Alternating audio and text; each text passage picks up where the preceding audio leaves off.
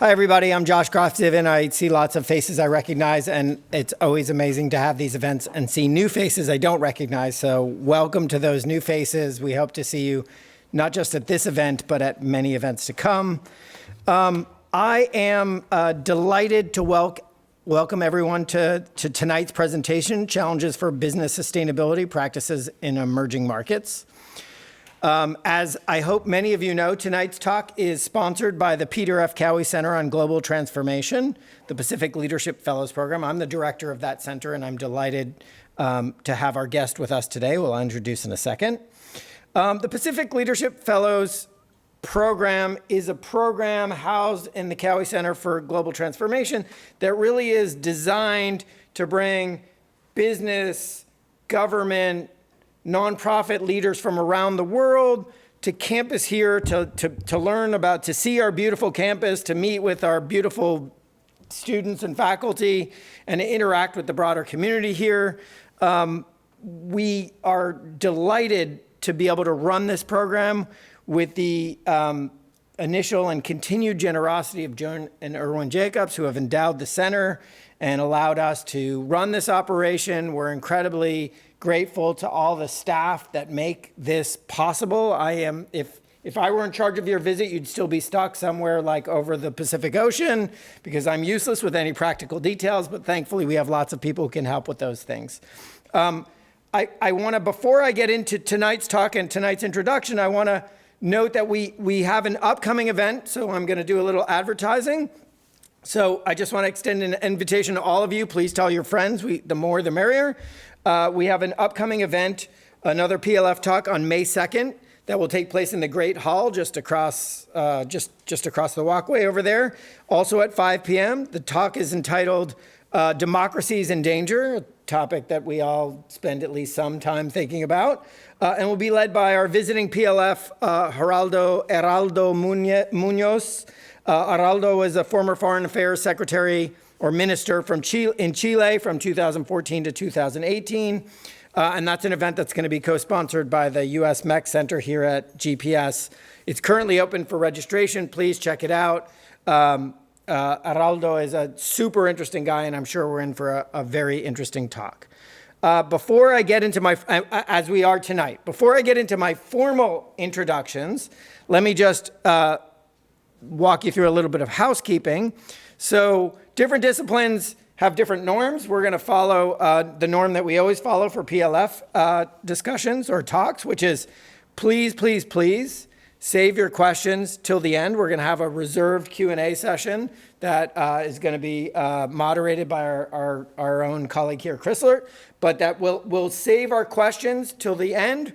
And that discussion is going to be robust. It's going to be, we're very delighted to have the expertise we have in the house, Chrysler's expertise, as well as Veerathai's expertise, and we welcome all kinds of questions.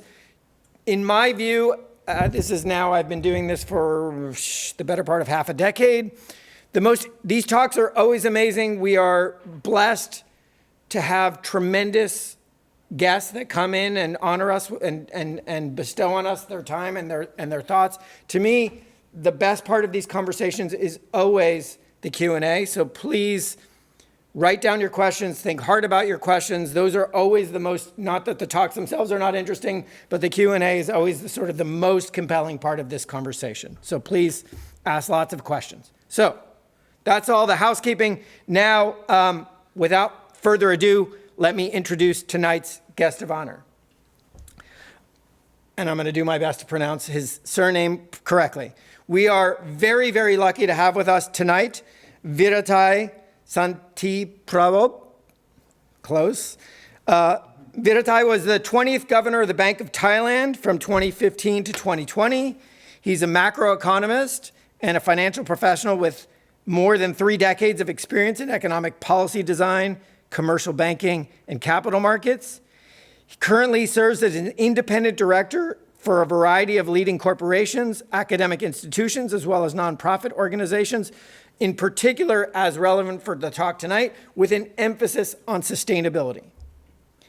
Santiprabhob has served on a number of boards that set economic and financial policy, including the Monetary Policy Committee, National Economic and Social Development Board, Securities and Exchange Commission, and Insurance Commission.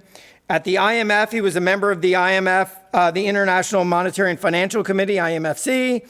He's also served as the chair of the Central Bank Governance Group and Asian Consultative Council of the Bank for International Settlements, as well as the chair of the Southeast Asian Central Bank's Board of Governors. There's lots more. At present, he serves on the Oversight Committee of the United Nations World Food Program. He earned a PhD in economics from Harvard University. He's been awarded lots of awards. I'm going to spare you all the details. Let me just say, for those of you lucky enough to spend a little bit of time meeting with our visitor, you'll know that he's an incredibly thoughtful and lovely person. For those of you who have not found time to meet with our distinguished visitor, I'm going to say something that might not be true, but I believe he still has time in his schedule, so you should reach out. One of the great merits of this program is not just that we have wonderful speakers who come in and share their time here at the front of the room, but they also share their time over the course of their visit for one-on-one interactions, which I find incredibly meaningful. Please take advantage of them. Without further ado, Veerathai, the microphone is yours.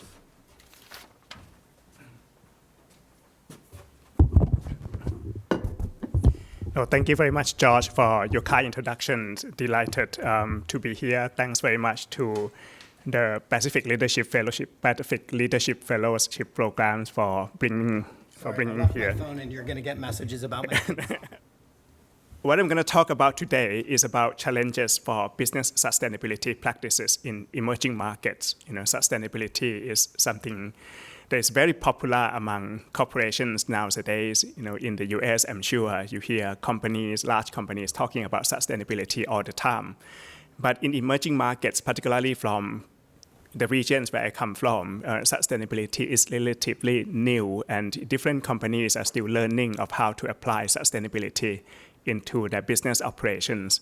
I'll have prepared some slides, but I think I'll keep them short so that we have some time for Q&A. So excuse me if I rush through some of the presentation. I'll start by recap on what we mean by sustainability practices of business and highlight why I think sustainability practices are very crucial for emerging markets, even though companies in emerging markets are latecomers in this space. I'll make some observations on current sustainability practices in emerging markets, some problems that I see, and I'll talk about 3 cases that may highlight some of the issues that we have to confront, some of the challenges that we have to overcome going forward. The first one is about Doi Tung. It's a social enterprise in Thailand. The second one is Air Asia. If you come from Asia, I'm sure you're familiar with Air Asia. It's the largest airline networks it's a low-cost airline, but it's very well run. The largest airline network in the largest low-cost airline network in Asia. And I'll talk about the problems in Singapore, the health problems in Singapore, and how companies got together to fight with these health problems. And I'll summarize my presentation by highlighting some of the key lessons that I learned from these 3 cases. Let me start by recapping on what we mean by sustainability. Obviously, when we talk about sustainability, people often refer to the United Nations Sustainable Development Goals, right? And that has been defined as developments that meet the needs of the present generation without compromising the ability of future generations to meet their own needs. And this has the intergenerational concept into the meaning of sustainability, which is very important. How to apply this concept to business practices? I see similarity, analogy from the broader concept of the United Nations. So, when we talk about business sustainability, I think of it as business operations that meets the needs of the present business stakeholders. And when we talk about stakeholders of a business, they cover shareholders, customers, employees, trading partners, and also communities around the business. And obviously, we don't want business practice to compromise the ability of future generations to meet their own needs. But if you look at the challenges that businesses have to meet when they talk about sustainability, one of it is intergenerational concept, right? Present generation and future generations. The other one is issues about allocation within the present generation as well. When you talk about the different stakeholders involved, businesses also have to make sure that they take into account unintended consequences, potential spillovers, and also possible positive impacts that businesses can make to the stakeholders. The word business sustainability is obviously a big word. There are many concepts that have been developed along the concept of business sustainability. I'm sure many of you have heard about social license to operate. Yeah, a company needs, formal license based on regulations, law. That's a formal license. But it's also social license that is important, and this concept was developed, I believe, with the mining industries long time ago. Even though a mine got a license from government agencies to operate, they might not be able to win the trust of the people because of the pollutions and a lot of unintended consequences from the mining industries. So social license to operate means acceptance granted to a company by stakeholders who may be affected by companies' activities. And it's based on rules of the game, legitimacies, based on credibility, which very much linked to how transparent the company operates with respect to spillovers, unintended consequences, and pollution. And most importantly, it needs to have trust from the people, from the community surrounding the operation. And these concepts emerged again after the global financial crisis of 2008 and 2009, when the government had to come in and bail out many banks using public money. So people started talking about social license to operate of large banks. They were making huge profits during the good time, but during the bad time, they would have to depend on public resources. Triple bottom line is something that we hear about very often nowadays. You can't talk only about profits. You also have to look at effects or implications on people and planet. From the triple bottom lines, people developed a lot of criteria used to assess a company's impact, sustainability impact, and they tend to focus on 3 pillars, and that's the term ESGs. Is become popular, become famous for. E stands for environment, S social, and G governance impacts. Okay, the companies would have to make sure that they're being good citizens along these 3 pillars, and you will see a lot of criteria developed based on these ESG pillars. ESG investment criteria. When you talk about sustainable investment, when you talk about sustainable supply chain, is also ESG criteria that companies use to evaluate responsibility in procurement, in supply chain management. Another concept that I like is doing well by doing good. This is more of a broader concept. When you talk about sustainability, the company has to do well by itself. If the company can't make good profits, can't do well, that company will not be sustainable. But they have to do well by doing good. They can also make good profits by also doing good to the society by executing their business based on responsible and ethical business practices. And when we talk about doing well by doing good, often we talk about holistic business manner. Why sustainability practice of business is so crucial for emerging markets, and if I may use the ESG pillars to explain my views on this topic. Starting with the environment, if some of you may have heard the famous questions that Prime Minister Indira Gandhi of India asked about 50 years ago in one of the United Nations environmental meeting. The questions was they were debating about what pollutes and how to address developmental issues to avoid pollution. And her questions was like, why aren't poverty and needs the biggest polluter? And that represents the view of emerging markets, right? Emerging markets would have to deal with issues about poverty. And it's not the developments that pollute, it's the poverty that pollutes. And this is very critical for emerging markets.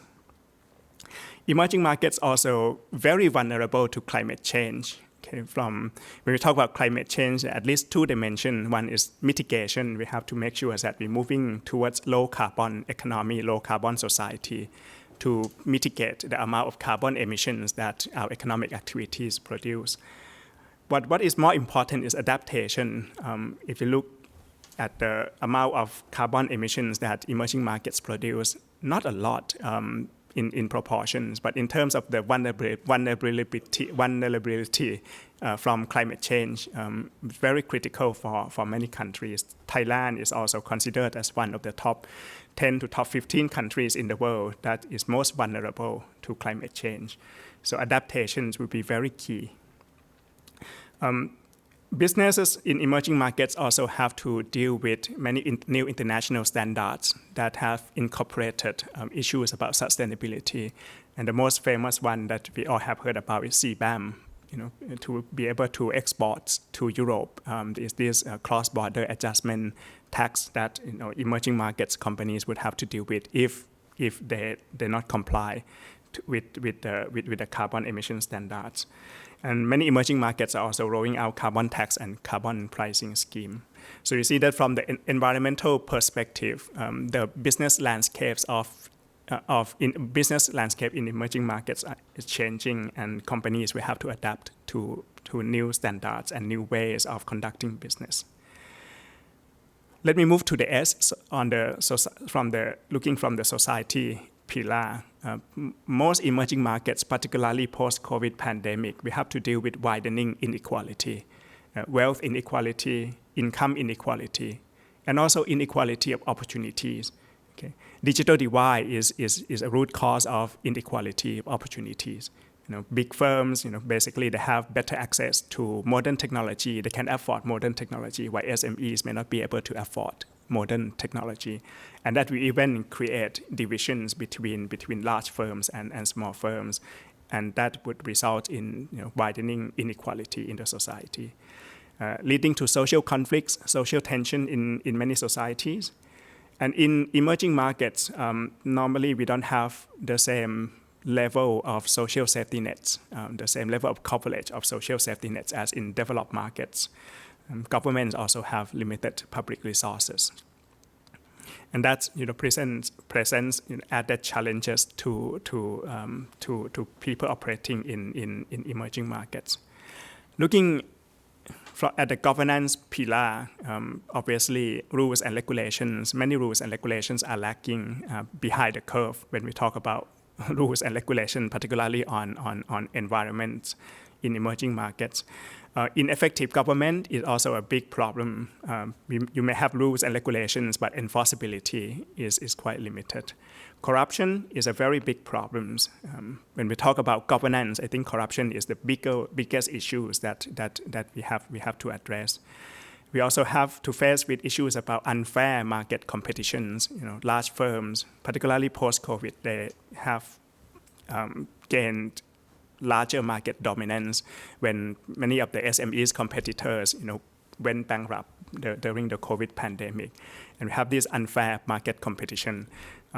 And the big firms are also, very close to politics. They can lobby, they can, basically influence policies for their own benefits. And in many countries, in many emerging markets, populism politics doesn't help. Many politicians, they tend to focus only on addressing short-term needs of the voters instead of talking about reforms. Two other big problems that I observe that I consider it as a part of the governance problems in emerging markets. One is coordination failure. We have many government agencies, many entities trying to deal with similar issues, but they all have their silo attitude and silo authority. So complex issue cannot be solved because of these coordination failures. And on top of that, because of the populism politics, many countries also have distorted incentives. So people behavior won't adjust as long as incentives are not right. Okay. So these are issues that we'd like to highlight and to emphasize why when we talk about sustainability, we can't rely on government alone. Every part of the societies will have roles to play, and businesses also need to play, because businesses are also part of the problems, creating unintended consequences from their business operations. But given limited resources of the government and increasing problems, business also have roles to play in addressing some of these sustainability challenges. If they don't play roles in addressing these sustainability challenges, their operating environment will deteriorate and will mean increasing costs for businesses down the road. And we learned a big way when we had, if you may recall, in Thailand, when we had these conflicts between the yellow shirt and the red shirts, resulting in conflicts in the society. There were riots, and that resulted in at least increased insurance fee, increased logistic costs for business operations in Bangkok. Key observations on current sustainability practices. The first one, I think most of the companies in emerging markets, when they started talking about being good citizen, they're very familiar with the concept of CSR, corporate social responsibility. Sustainability is new, but because of the familiarity with CSR, they think that CSR and sustainability are the same, and sustainability is only one step deeper or higher than CSR. But I think these are two different concepts. When we talk about CSR, most of the CSR agenda are driven by factors outside firms' operation, or maybe interests of the CEO or the chairman or the board that may not be related to core business of the firm at all. For instance, if the CEO likes children, they say, if we make good money this year, we support charity related to children. We support, temples on religious activities, and those are CSR activities. But when we talk about sustainability, it has to be incorporated into the DNA, into the strategy of business operation to address the negative unintended consequences of business operation or create positive impact while doing well by doing good. So it has to be closely linked to the core business of the operations. You see many of the large firms in emerging markets, when you talk about sustainability and you ask, which department is in charge of sustainability in your firm? They say, it will be corporate communication or human resource department. Those reflect the thinking of CSR. Sustainability needs to be incorporated into the core business units of the firm. So many companies have been trapped with this CSR mindset, and now they're migrating to sustainability. When they entrap with CSR mindset and they have this development on sustainability, many of them ended up doing sustainability in forms as opposed to in substance. You have all these indexes, particularly if you are listed companies, that you have to become a member, like Dow Jones Sustainability Index, MSCI, index on sustainability. So many of the firms ended up developing short-term KPIs and focus on reporting of sustainability. And I call those sustainability in forms as opposed to sustainability in substance. And when they have to comply with all these forms and all these indexing requirements and reporting, they tend to focus on the E, the environment. In my view, it's because of this ESG is a Western concept. In Western countries, you have better standard of living, so the S does not require much attention from businesses like in emerging markets. And G, I think governance standards in developers better than emerging markets. So it's very much E heavy when we talk about ESG with all these reporting standards that companies will have to comply with. So emerging markets, listed companies, they tend to be E heavy when we talk about sustainability. Why, in my view, the S and the Gs are equally or even more important for some countries. Many of the firms also view sustainability as expenses. Okay? Expenses, short-term expenses. You make good profits, then we do more sustainability this year. But sustainability, in my view, needs to be viewed with investment lens. It has to be linked up with how to improve competitiveness, productivity of the company down the roads. Emerging markets also face issues with limited customers' appreciation. And as a result, customers are not willing to pay premium on sustainable products and services. And so they have to look for niche markets. So if we look at sustainability practices for large firms in emerging markets, they tend to be pressured not by domestic consumers, but mainly by international forces coming from international investors, particularly institutional investors, or business partners through the responsible supply chain requirement.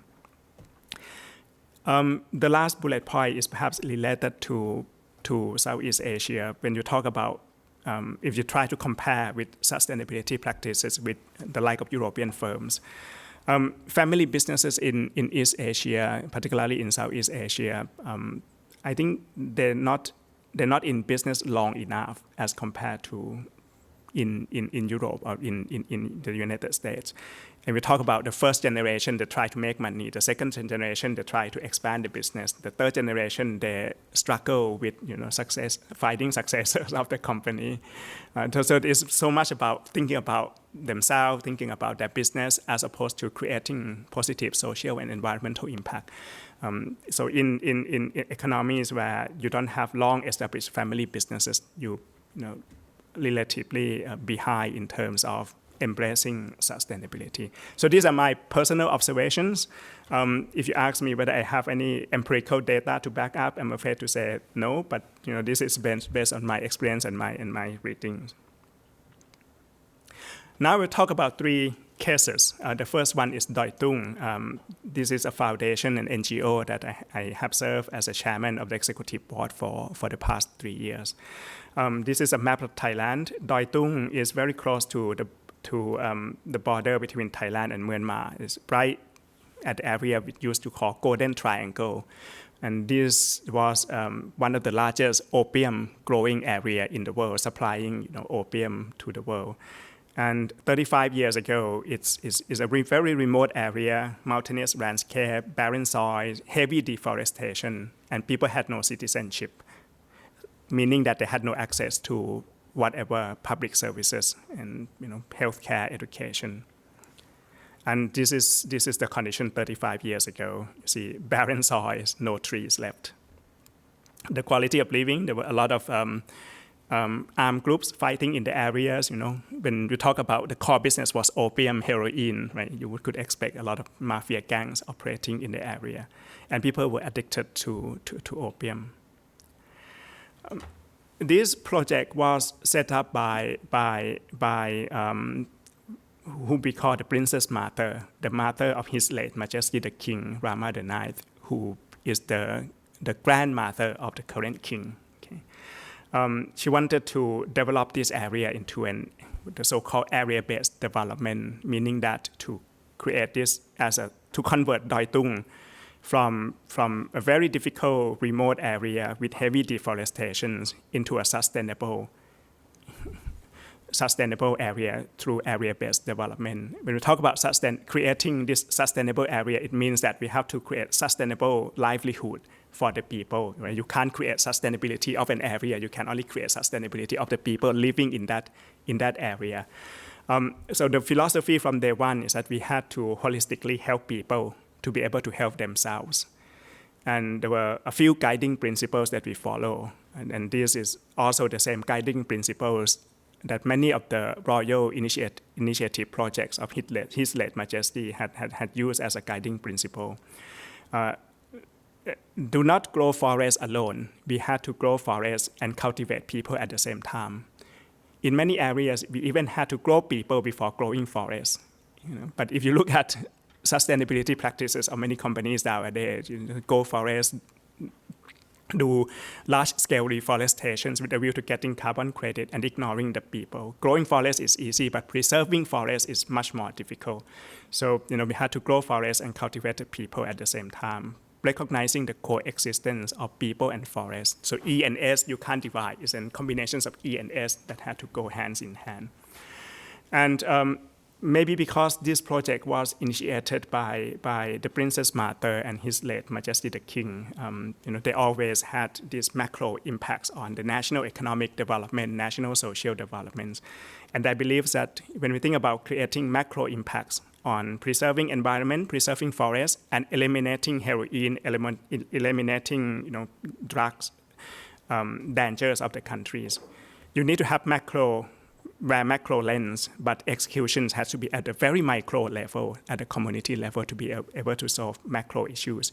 You can't solve these big issues by issuing only public policy alone. You need to have execution at the community level to deal with this problem. So Doi Tung was set up as a social enterprise to improve livelihood and develop market products made by the ethnic people. So introduce alternative crops, and the two crops that we used were coffee and macadamia, which I will show why, coffee and macadamia. And that has expanded into many products nowadays. Coffee, because coffee is a type of product, types of crops that would grow well under the shade of big trees. So this is to provide incentives for people to grow trees and not cutting the trees down, because productivity of coffee will very much relate to the amount of shades that the coffee trees get. And macadamia is imported, is not native to Thailand, but we were not sure whether we would succeed with macadamia, but we knew that there was a high demand. And if we were not succeeding with macadamia nuts or macadamia product, at least is a fast-growing types of trees that will help with the reforestation. And these are some of the activities that we do. This is a picture of Doi Tung nowadays as compared to about 25, 30 years ago. So almost 90% of the area is now becoming thick forest. So it shows that sustainability and reforestation can be done. You just have to give the time and have the right incentive. And then many achievements during the past 3 decades. The lifestyles, the livelihood, income of the people have changed completely during the past 3 decades. All kids are now enrolled in schools. We provide job opportunities for all, and profits go back to the community in Doi Tung and also in other areas that the foundations works on. We also leverage on the knowledge on sustainable reforestations and community development to develop carbon credit funds with a view to creating nationwide impacts by working with what we call community forests in many areas around Thailand. So the foundations provide carbon credit funds as a platforms whereby large companies can invest through our platforms, and we use the money, the proceeds, to work with local communities, set up incentives for them to preserve forests in their area.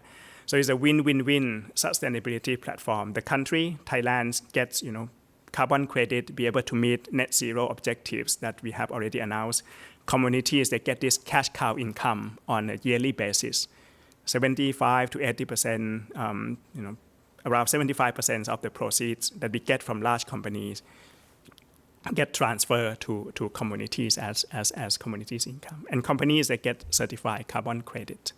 So this is an example of how win-win-win sustainability platform can be established in emerging markets to meet sustainability challenge. Let me now turn to my second case, AirAsia. As I said, this is the largest low-cost airline network in Asia.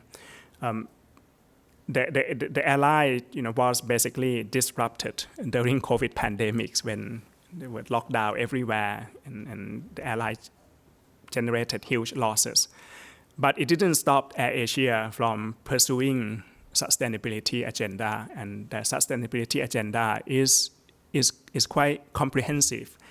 And it is an important part of strategy, because we look at the vision of the airlines, be the brand for sustainable business, setting industry standards to strengthen our competitive advantage. I think I like it a lot, this vision, because it shows that they want to do well by doing good. Okay? It's not just only doing good for the sake of doing good, but doing good to strengthen their competitive advantage.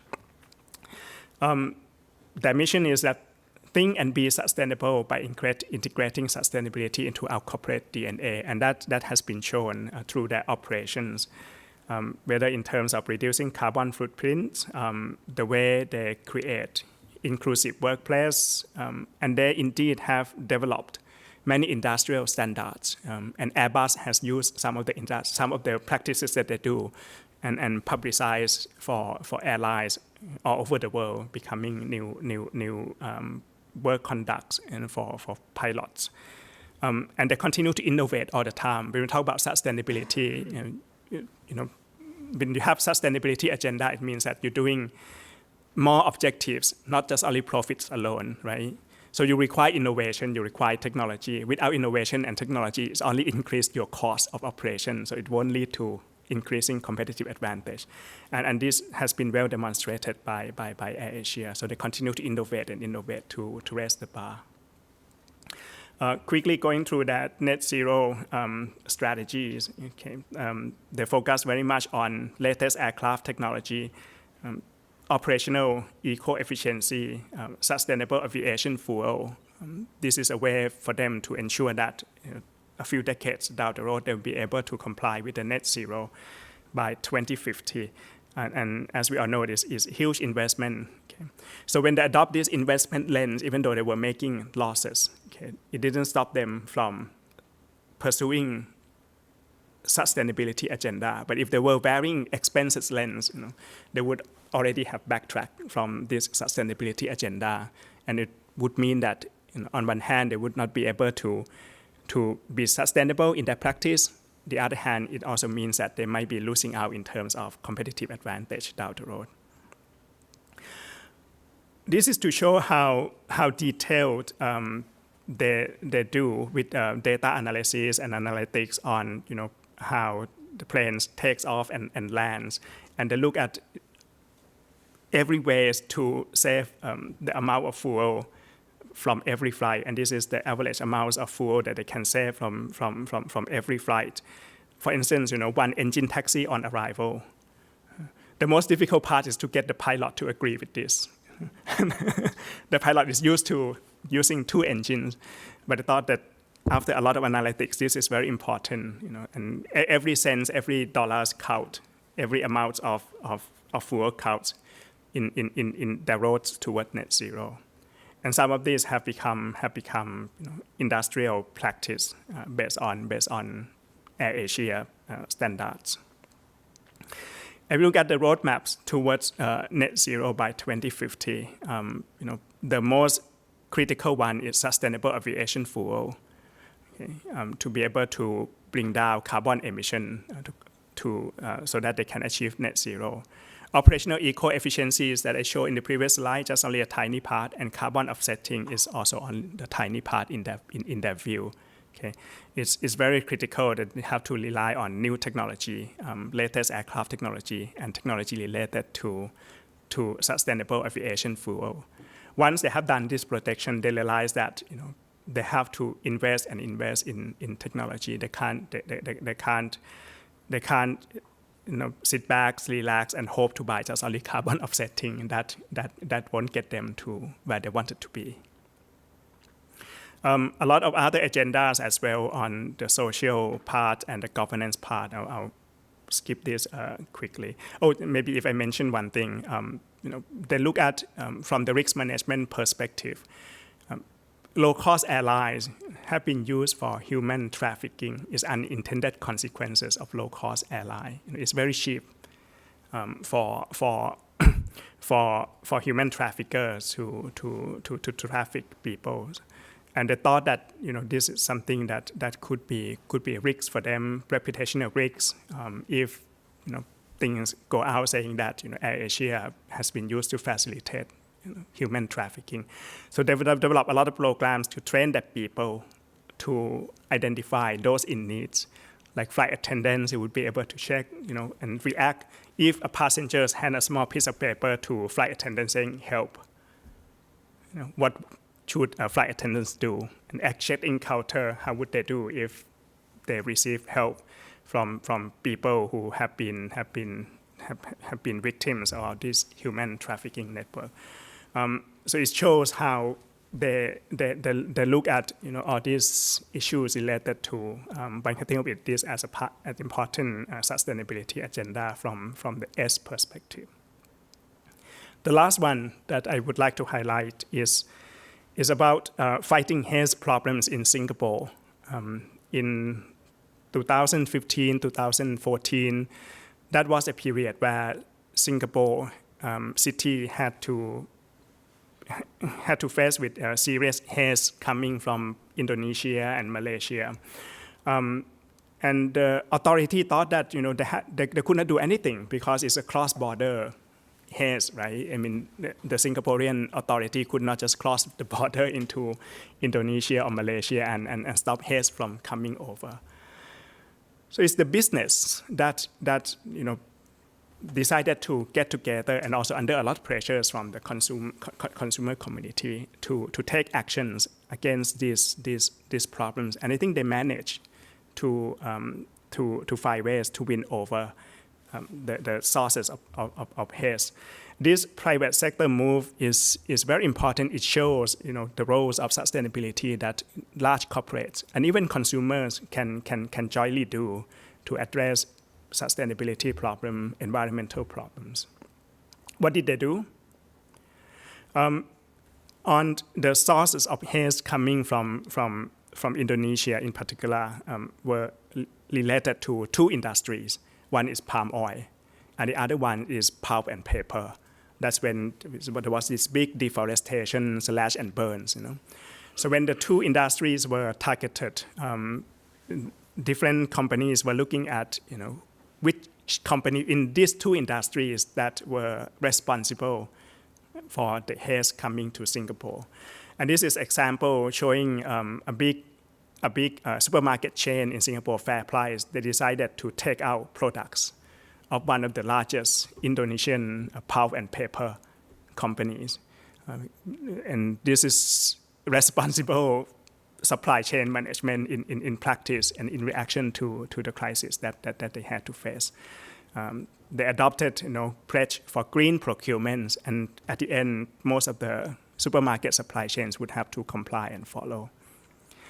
I particularly like this one, and I very much hope that other emerging markets, including Thailand, could follow. These are citizen-led campaigns call on consumers to fight Singapore's haze, and the campaigns what's called "We Breathe What We Buy." So create awareness among the people of the relationships between their daily purchasing decisions and the haze. And so once consumers are aware of the source of the haze, and consumers are reminded that they can also play roles in stopping these problems.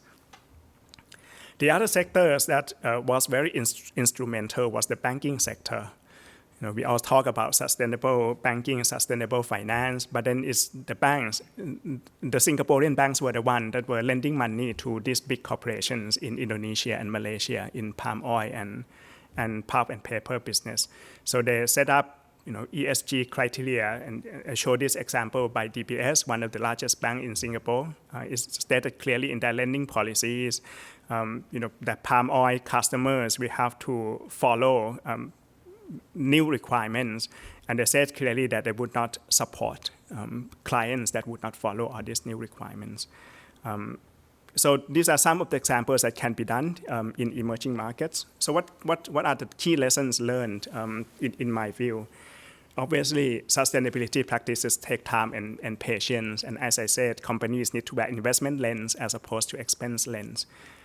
And also, sustainability needs to be incorporated into core strategies of the company with a view to increasing long-term competitiveness.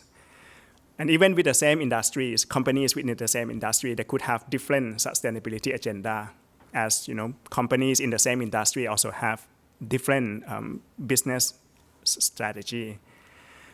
If they don't do, sustainability could pose important strategic risks if their competitors becomes a lead on, in the area of sustainability. And competitor could set industrial standards similar to the case of AirAsia. So it is important to identify overlapping space between increasing corporate competitiveness and addressing the ESG pains of the society. Second one, sustainability agenda in emerging markets should not be driven only or mainly by environmental concerns. In my view, I think it's a GSE, not ESG, that's more important for emerging markets. If you don't have proper governance, if you can't address social problems, it's very difficult to preserve the environment in emerging markets, so it's GSE. and they need to be jointly addressed to achieve the desirable outcomes.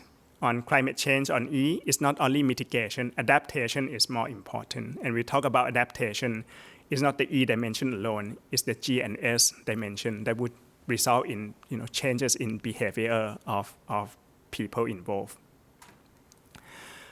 We also, to have impactful sustainability, creating an ecosystem, it could help address the problems of coordination failure that I mentioned earlier, to address these challenges of silo mentality and kicking the can attitudes of government agencies and also some large companies.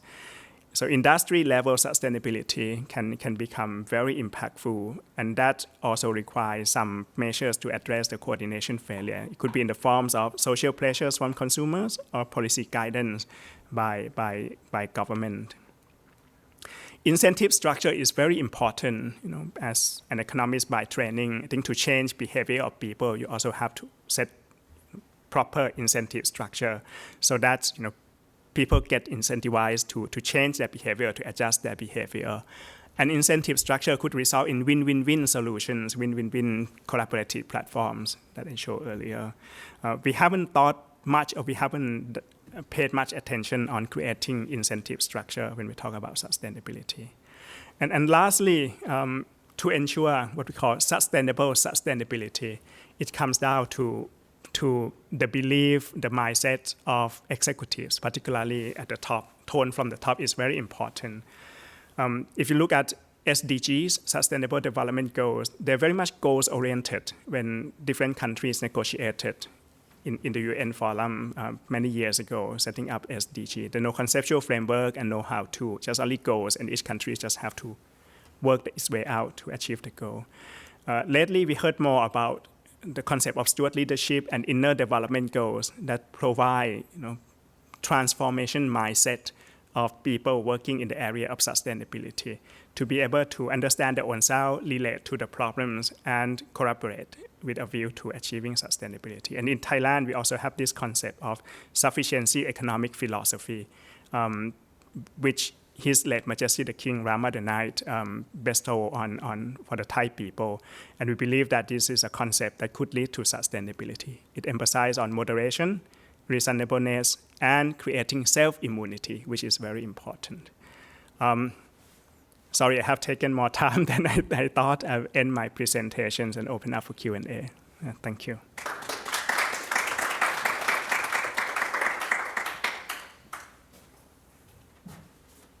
Thank you very much for your presentation, your thought and lesson learned that you share your experience with us. So before we take Q&A from the audience, I'm going to take the advantage of being the moderator, asking you the first question. So we look at your bio, right, your profile, and we say that you are former governor of the Bank of Thailand. And your talk today is about sustainability. How they are linked together on this. How did you get into the issue of sustainability and how it's related to macroeconomics and central banking? I got interested in the issue of sustainability even before I joined the Bank of Thailand. Because of some of the work that I did on community developments and working with some of the non-profit organizations in Thailand. And when I joined the central bank, I saw a lot of similarities between central banking and sustainability.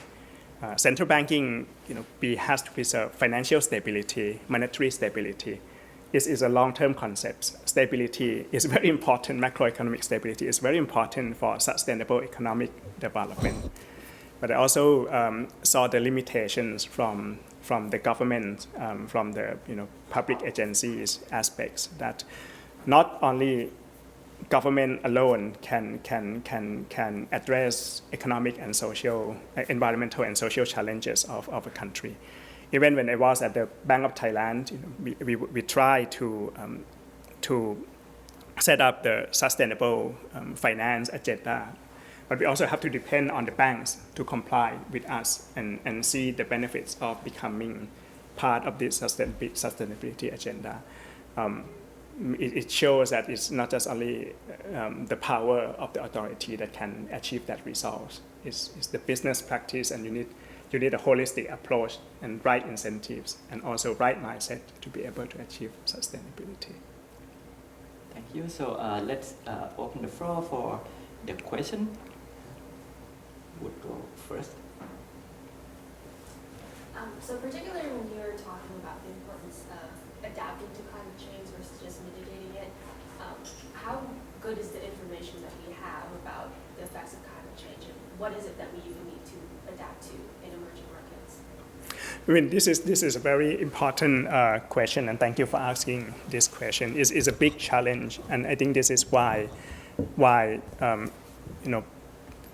corporations and also government agencies having difficulty on adaptation agenda, because they think that nobody knows how the new climate patterns will evolve, and when the new challenges will materialize, right? And that resulted in kicking the can attitude. But if you look at the trends, I think you can see clear directions. One thing is rising sea level. You can't avoid that. Severity of weather pattern. Rising temperature.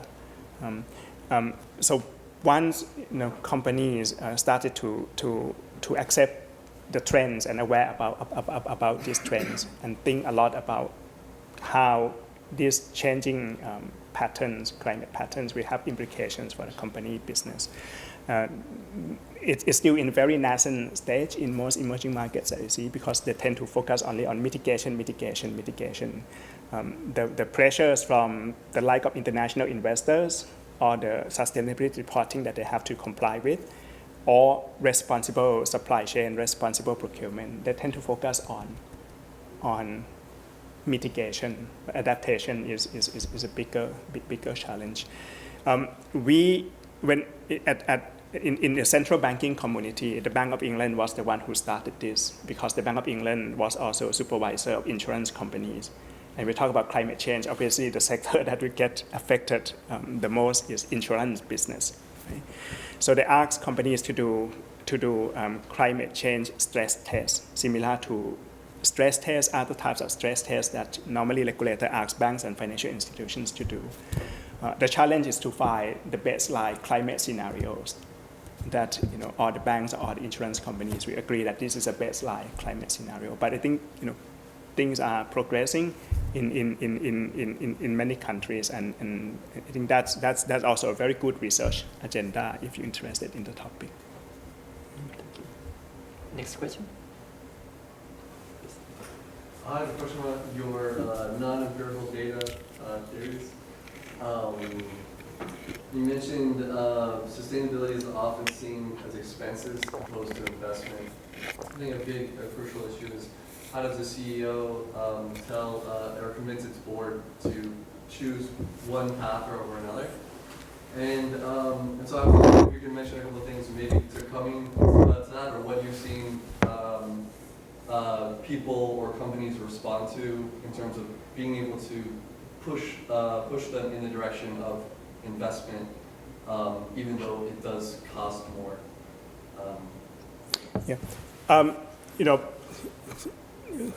From my experiences, when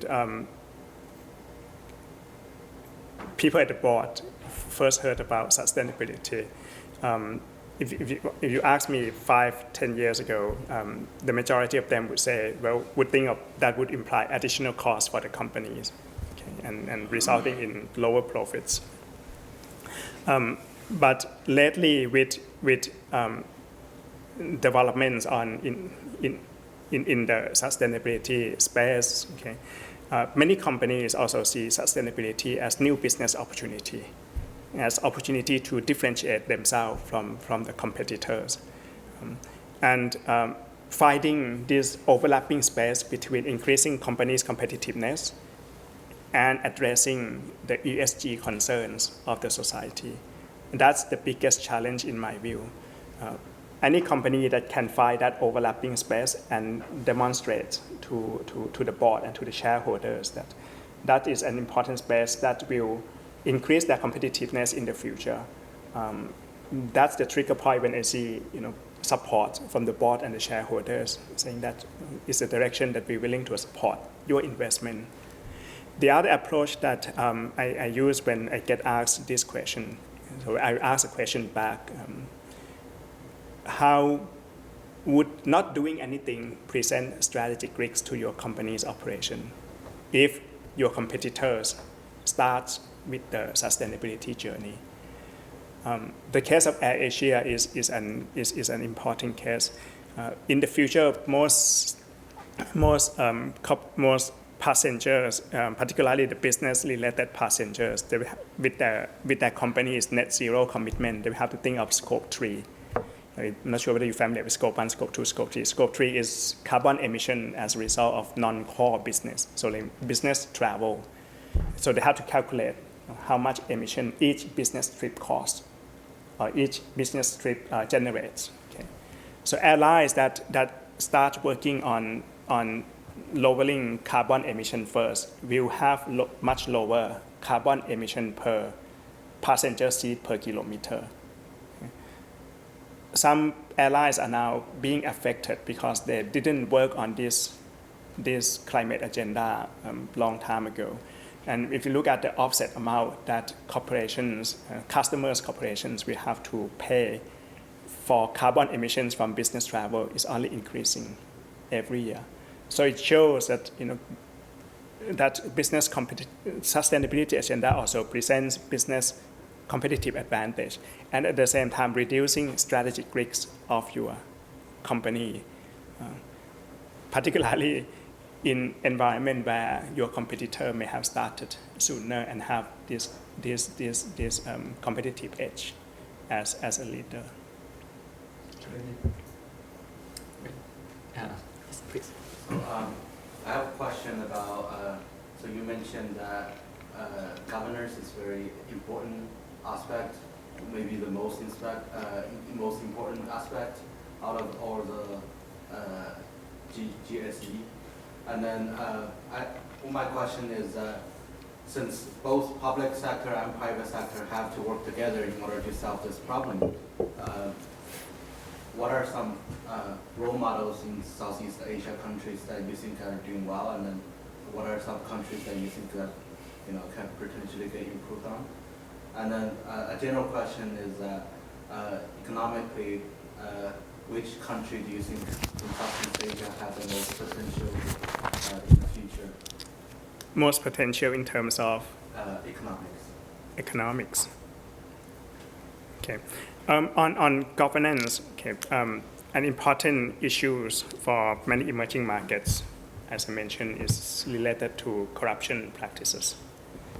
If you have corruption practices, it results in many distortions in an economy and society. And you can't compete based on competitiveness or based on productivity, based on capability of firms, right? It depends on how much you pay under the table. It depends on whom you know. And if we continue to have corruption, or if we allow corruption problems to multiply over the years, you can't expect social problems to be addressed. You can't expect environmental problems to be preserved, because with all environmental regulations in place, corrupt firms will always find a way to circumvent those regulations. So that's why I say in my view that having governance, proper governance in place is most important before addressing S and E. If you pursue just only E alone and ignoring the G part, you won't be able to achieve sustainable outcomes. And when we talk about corruption, we can't forget that the business play significant roles in corruption, right? The persons who pay, who bribe the government. So it's not just only problems with the public sector, not only problems with the government. In Thailand, many of the companies that got together and tried to promote this anti-corruption network, set up a network, and they announced that they won't accept any forms of corruption as a way to fight with government agencies. One company alone might not be able to do it, particularly when other competitors continue to corrupt. But I must say we haven't been that successful in doing it. In countries like Vietnam, you may have seen recent cases. They also see this as a very important aspect for economic development and became very, very tough on corruption cases. Okay. I think that's answering your first questions about SE. G, governance is very important. The other aspect of it is, apart from corruption, is again, I'd like to emphasize is the incentive structure. Incentive structure is part of the governance umbrella. Right? You need to have proper incentive structure to be able to change behavior, incentivize people to adjust their behavior. And without addressing this issue at the governance level, imagine if governments continues to pay a lot of subsidy on hydrocarbon fuel, no way that people will adjust their driving behavior to be able to meet low carbon emission. Adaptation also requires new sets of incentives, so that people will change the types of crops that they grow, people will change the way they consume water, people will agree to move to some other areas where it's safer and has better adaptability to climate change. On potential of economies in Southeast Asia, I would not give you a name of particular countries, but I'll think of 4 dimensions that I always use to assess economic developments of a country. And I think that these 4 dimensions are very, very critical, very important to determine the competitiveness of a country going forward. And the first one is productivity. Countries that will succeed need to have high productivity. The other one is inclusivity.